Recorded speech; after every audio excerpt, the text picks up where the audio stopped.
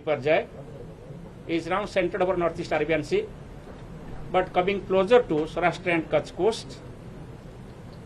Its wind speed at present is 115 to 125 km per hour, gusting to 140 km per hour. With this wind speed, it will hit the coast between Karachi and Mandvi and close to Jakhau port of Gujarat.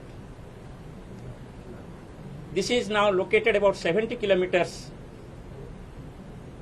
away from Jakhau port in Arabian Sea. It is moving with a speed of about 15 kilometers per hour.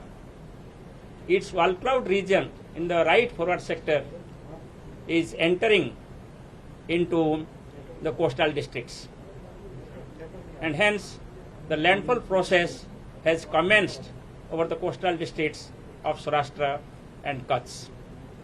Strong winds 60 to 80 kmph are prevailing along and off the Saurashtra and Kutch districts. It will gradually increase and it will become 115 to 125 kilometers per hour, gusting to 140 kilometers per hour sometimes. Heavy rainfall is continuing. It will continue, and heavy to extremely heavy rainfall is expected. Tidal wave of 2 to 3 meters will inundate the low-lying areas of these districts surrounding Gulf of Kutch. So up to midnight, the landfall process will continue, and hence it is the most dangerous part of the cyclone. So all people should keep quiet and be in safe place. Don't go outside. Keep patience. Listen to the informations, warnings and advisories issued by central and state government agencies and India Meteorological Department. Sir main centre जो है sir वो कितने time पे जिसे आए कह रहे हैं आप, वो कब कितने इम्पैक्ट के साथ टकराएगा, उस समय जो विंड स्पीड कितनी होगी और रेनफॉल कितना एक्सपेक्टेड है उस टाइम पे सर? जैसे हम बोल रहे थे, मैं अभी फिर रिपीट कर रहा हूँ, इसका जो विंड स्पीड है अभी 115 टू 125 किलोमीटर पर आवर, और यही विंड स्पीड के साथ ये तट को पार करेगा। मिडनाइट तक कंप्लीट आई लैंड पर होगा। और अभी जो विंड स्पीड चल रहा है लगभग 60 to 80 kmph along and off Saurashtra and Kutch coast के डिस्ट्रिक्ट के पास चल रहा है, और बड़ी तेजी से इसका विंड स्पीड बढ़ेगा अभी, और बढ़ के 115 टू 125 kmph हो सकते हैं। कहीं कहीं गस्टिनेस में 140 kmph तक जा सकते हैं। और ये विंड स्पीड अभी शुरू हो रहा है राइज होना, क्योंकि फॉरवर्ड सेक्टर जो होता है आई वॉल या वॉल क्लाउड रीजन, वो अभी सौराष्ट्र कच्छ का जो कोस्टल डिस्ट्रिक्ट के वहाँ एंटर कर रहे हैं। फिर इसके बाद आई एंटर होगा। आई एंटर होने के बाद फिर जो रियर सेक्टर है साइक्लोन का वो एंटर होगा। सो एंटायर प्रोसेस कंप्लीट होने के लिए मिडनाइट तक ये चालू रहेगा। ये थोड़ा से ज़्यादा टाइम लेगा पूरा साइक्लोन का वॉल क्लाउड और आई रीजन लैंड पर जाने के लिए, इसलिए क्योंकि ये साइक्लोन रिलेटिवली थोड़ा से धीरे चल रहा है। सर, आपने वॉल क्लाउड का बार बार जिक्र करे, आम लोगों की भाषा में अगर समझाएं तो वॉल क्लाउड क्या होता है, जो पिछला हिस्सा क्या होता है, ये आम लोग समझना चाहेंगे सर आपसे। अभी जैसे आप देख रहे हैं ये रडार भूज है जी, रडार भूज का ये जो क्लाउड मास आप देख रहे हैं इसको वॉल क्लाउड बोलते हैं जी सर। और ये वॉल क्लाउड धीरे धीरे आप जैसे एनिमेशन में देख रहे हैं अप्रोच कर रहे हैं सौराष्ट्र कच्छ का कोस्टल पार्ट को। जैसे ऑलरेडी हमारा जो द्वारिका डिस्ट्रिक्ट है और कच्छ डिस्ट्रिक्ट से वहाँ वॉल क्लाउड रीजन टच करके आगे बढ़ रहा है।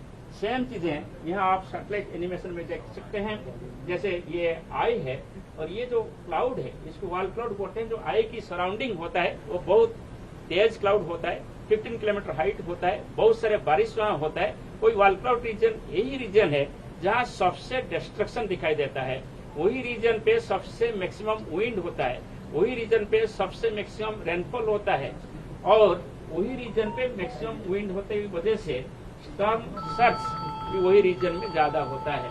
इसलिए आप जैसे यहाँ देख रहे हैं सैटेलाइट पिक्चर से कि बहुत डेंस कन्वेक्टिव क्लाउड अभी कच्छ और द्वारिका जैसे डिस्ट्रिक्ट में एंटर कर चुके हैं।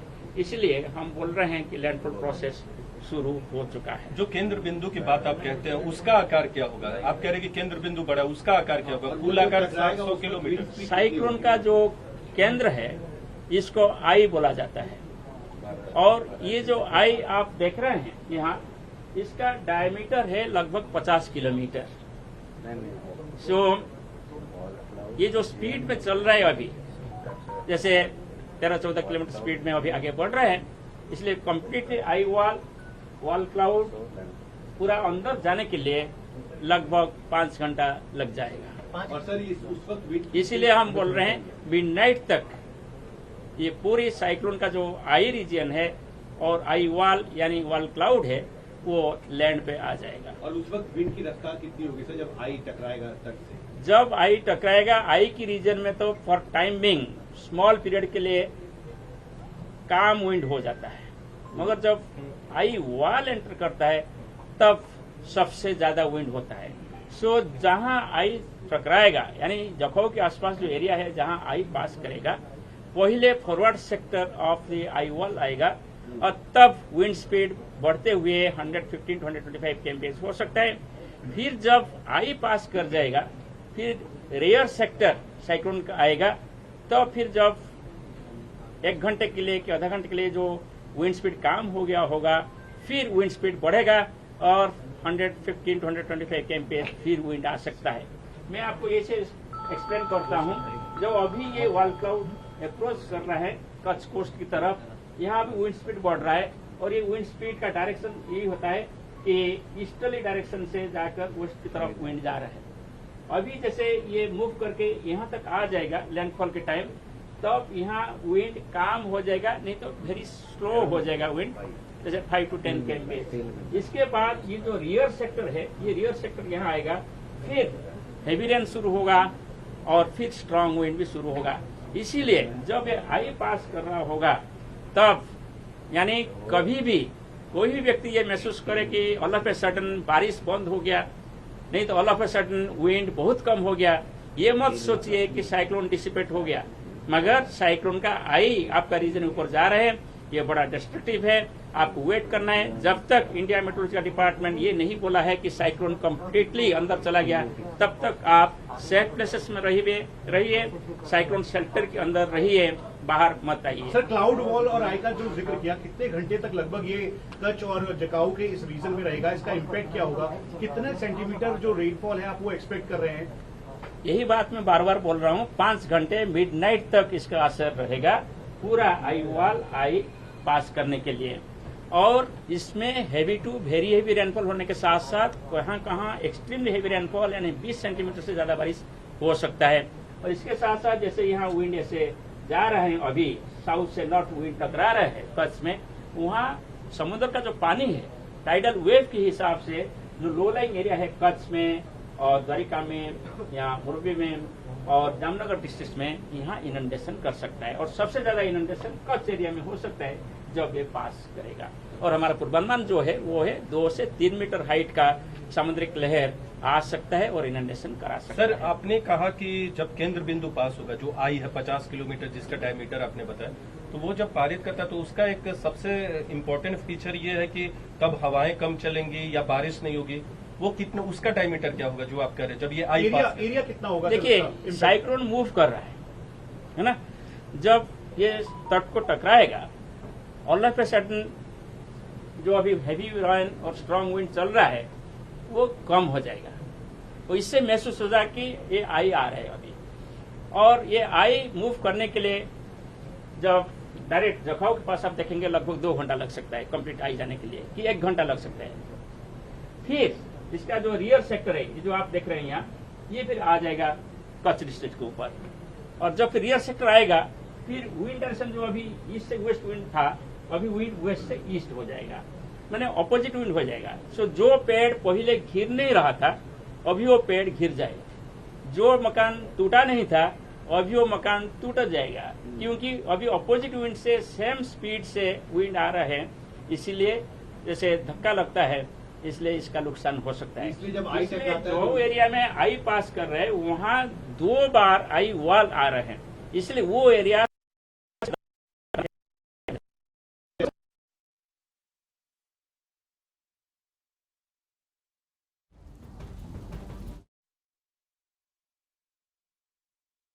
सर्कुलर, वो आई है।